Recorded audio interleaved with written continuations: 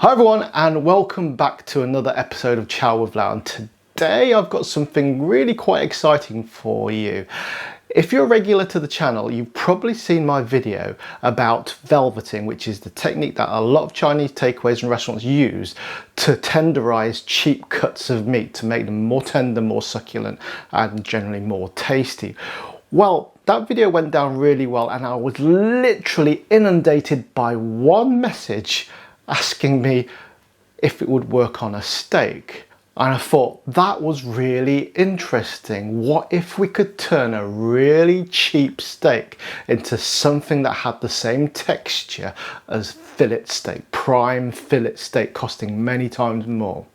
Well, today we are going to find out. So without further ado, let's do this.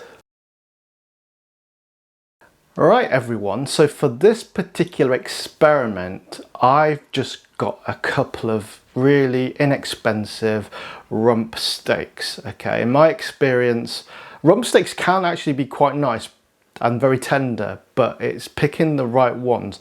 And if you look at the ones I've got here, these do not look promising on that point, because if you look, there's no real marbling. The meat almost looks too lean. Tender steak always tends to have marbling fat in it. That's what makes it tender. So I'm gonna cook two steaks, one having velveted and the other one as it is. I'm not gonna do any tricks with flavor. I'm just gonna season them with salt and pepper, just very, very normal. Cook them medium rare, that sort of thing, as you would. And we're gonna just see if the velveting makes any difference on a steak. Right guys, so to velvet the beef steak, the rump steak, if you like, I'm going to plop them into a bowl, like so. And then I'm going to add, it's about half a teaspoon of sodium bicarbonate.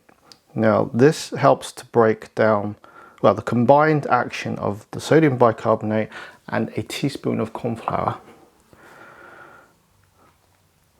Okay. So I'm just going to coat the meat as much as I can with the sodium bicarbonate and the corn flour. I'm not going in and massaging or tenderizing the meat physically. This is all a chemical reaction, really. Cool. Which we know from the previous video about velveting, we know that it works, but how well does it work on a slab of steak? That is the question, okay? Also, second question, and possibly just as important, is how, if at all, does it affect the taste and the outside texture of the meat? Because obviously we're introducing something that wouldn't be there if we were just frying a steak normally, okay? So I just really want to know, does the corn flour, does the sodium bicarbonate, does that have any effect on the taste?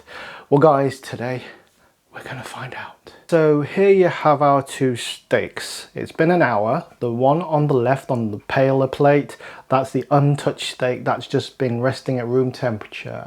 If you follow advice, it's best to take your steak out of the fridge and get it up to room temperature before you actually fry it.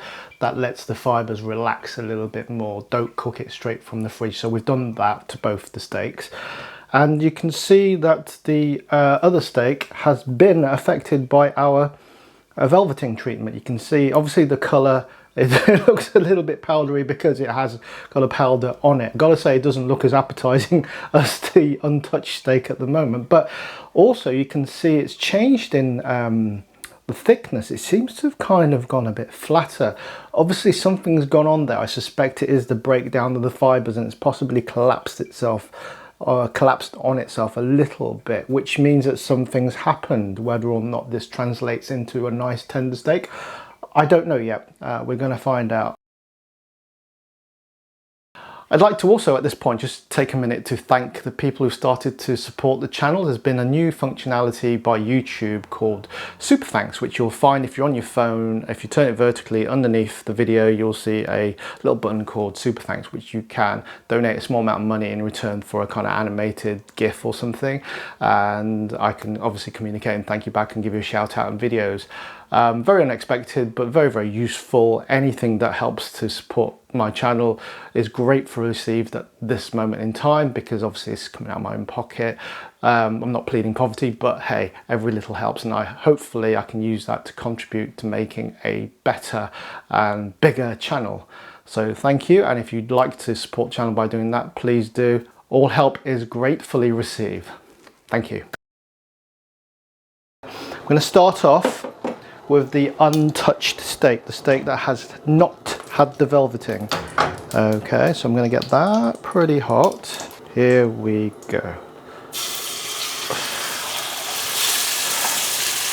Okay, the trick with doing any kind of steak is that once it's in, don't touch it, at least not for 30 seconds, a minute. Okay, don't touch it at all. The only thing I'm going to do is add some salt and pepper, because that's the only flavouring I want to add. Normally I would put in a load of garlic because I'm that kind of guy, but today it's all about just simple salt and pepper.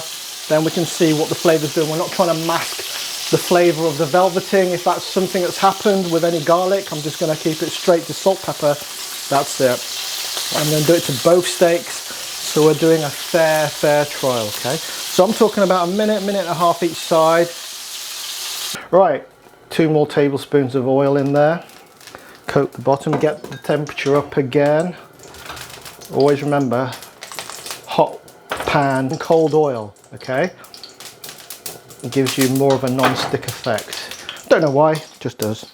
There is some science behind it, but yeah, I can't be asked. Right. Again, it's come in 2 pieces, just to prove it. That's the velveted meat, you can see, because the texture is different, and it's going in right now. And I'm going to try to cook it exactly the same way. Okay, about a minute and a half each side. Look at that.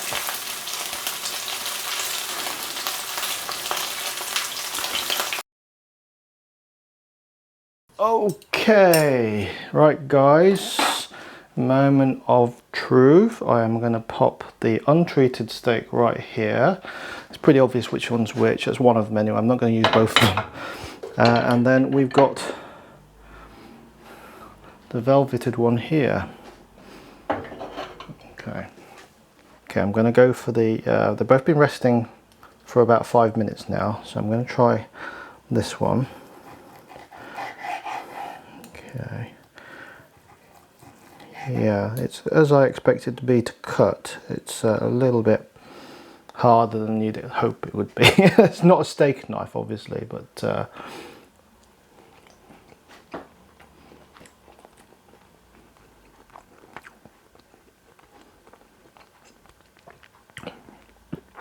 actually that's not as bad as I thought it would be.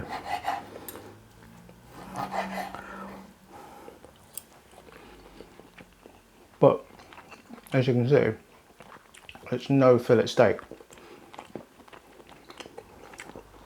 Taste isn't bad. Needs garlic, but it is exactly what you'd expect it to be. A rump steak that isn't the more expensive rump steak, but it's passable. It's not like shoe leather. But let's compare it to the other one. Okay, right. Do you know what's happened here? Because it's kind of thinned out, I've actually kind of cooked it more than I intended it to. If you can see there, this has gone into kind of well done territory, or medium, yeah, medium to well done. However, so you'd expect that to be tougher, but that's literally kind of melting in my mouth. That you can see that's well done. That's well done. I've overcooked that because it's thinner. The way that the velveting has made it thinner. But literally, it is melting in my mouth. And it's got The crust, which I created with a velveteen, accidentally or otherwise, it's not really creating any flavour, it's creating a texture. It's almost like it's got a really, really thin coating of batter, yeah, like a crispy coating, which is not unpleasant. It's actually really nice. I'm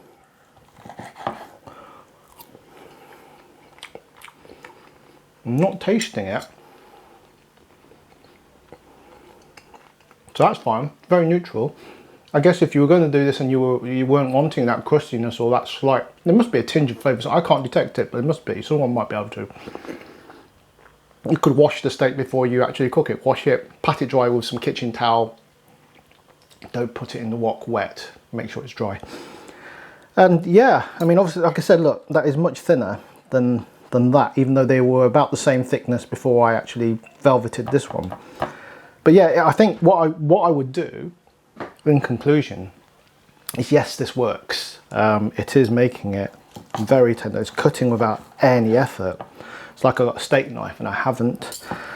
And it's really tender, even though it's well done. I guess it's kind of hammered the home a little bit more, because if it was tough and you do it well done, it's even tougher, right? Because overdone meat tends to go even more tough. This would be overdone for me. But